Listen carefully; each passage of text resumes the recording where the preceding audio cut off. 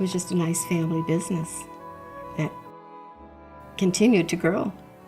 Loved what I was doing and felt I had the best job in Madison, and always will think that. Sub-Zero is successful because it took risks. If you don't take risks, you're probably not going to get very far. I've told different people, I said that they pretty much build a Cadillac of home refrigeration, and that's about what it is.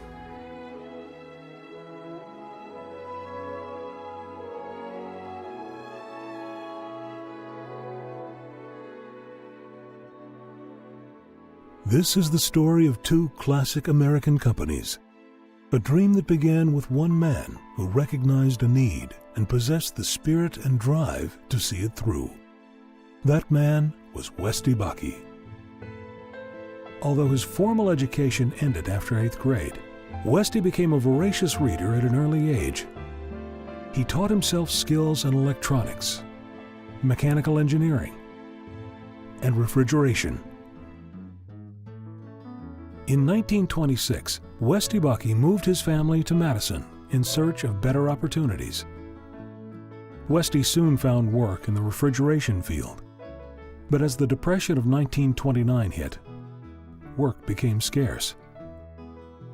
He took on side jobs, including work as a refrigeration consultant for renowned architect Frank Lloyd Wright. He soon recognized a need for reliable home refrigeration and began experimenting. Word spread of Westy's success with his experimental freezer units. He saw his opportunity and hired his brother, Charles, to construct wooden shells in Rice Lake. He then shipped them to Madison, where Westy and his son Bud completed the units.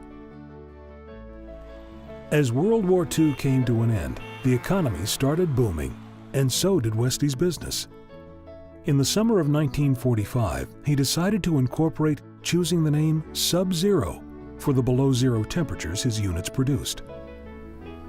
My grandfather would go out into the plant once in a while and jump up on a sheet metal table and give the employees a speech about what it meant to work at Sub-Zero and what Sub-Zero is all about, and basically the theme of every one of his speeches or talks centered around the quality aspect of the product. It just so happens Bud was studying engineering at the University of Wisconsin Agricultural School. Bud's newfound knowledge and ties with the university proved invaluable. Well, back in earlier times, we used to build lab cabinets for universities. We built one cabinet that would run on a steady run 52 below zero. By 1951, Westy decided to create a separate research and development department. He put Bud at the helm, and in 1954, the first prototype of the Sub-Zero built-in was introduced.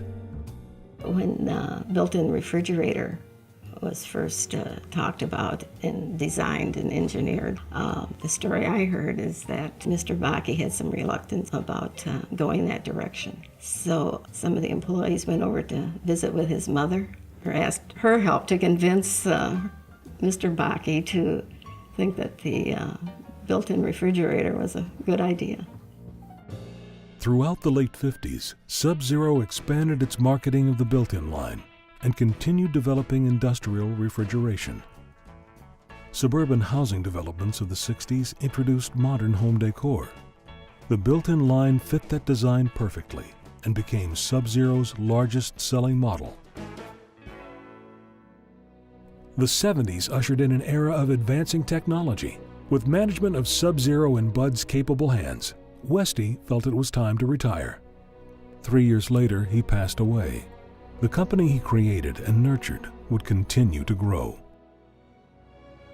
Well, he was a leader. He was a great reader. He loved to read, and he just was driven to be successful. I know the day I started, Westy Bakke said the door is always open, and got something bothering you, if you want to talk or business or whatever, you're welcome to come in. Bud continued in his father's footsteps, but his health was becoming an issue. So he hired longtime business associate Homer Price as sales manager. Homer agreed to run the company should something happen to Bud. sales were skyrocketing. A new built-in plant was established to handle the increased volume. Development of an overseas market had begun, and a new leader was coming up the ranks. Jim worked summers at Sub-Zero on the line. He'd get up in the rafters and paint, and he'd go outside and paint the building, and whatever needed to be done, he'd do it. He'd work on the line. He did a lot of work on the line. He knew what was going on. When he graduated from the university, he worked for Oscar Mayer, and then Bud's health turned for the worse, and he wanted him to come back to Madison. Jim was in place to become manager of a new plant that was under development in Phoenix. As construction began, Bud's health deteriorated. 2 months before the plant's completion, Bud Bakke passed away in May of 1981. Bud had people, factory employees, come out, go hunting with him, and he wasn't beyond associating with anybody. And everybody had that feeling. As a little girl, I would ask my dad if we were rich. And he would look at me and he said, "Oh, we're very, very rich." But it's not because we have money, it's because we have each other. And that was the essence of who he was.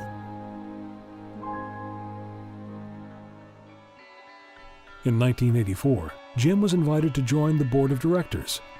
Then, in 1989, he took the reins that his father had held before him. Jim took Sub-Zero into the next decade with new concepts such as integrated refrigeration and wine storage units. Just before the turn of the century, he made the decision to acquire Wolf Gourmet. It wasn't long before Sub-Zero and Wolf together became kitchen soulmates. Wolf has been an extremely important strategy to the overall success of these two brands. Back in the 90s, Sub-Zero really hadn't grown much at all in that 10-year period. And we knew we had to go and become a full line if we were going to remain competitive in the marketplace. And we've always done fairly well in the UK and England, but now we're expanding into other parts of Europe and Asia, Pacific Rim, and even into Moscow. So expanding globally is a good opportunity for both the Sub-Zero and Wolf brands. The dynamic and innovative leadership of the Bakke family is at the forefront of Sub-Zero and Wolf's success and will continue to be well into the future. We are always going to be on the leading edge of new products and innovation. And that's how we've fueled our growth in the past, and I see no reason why it won't fuel our growth in the future.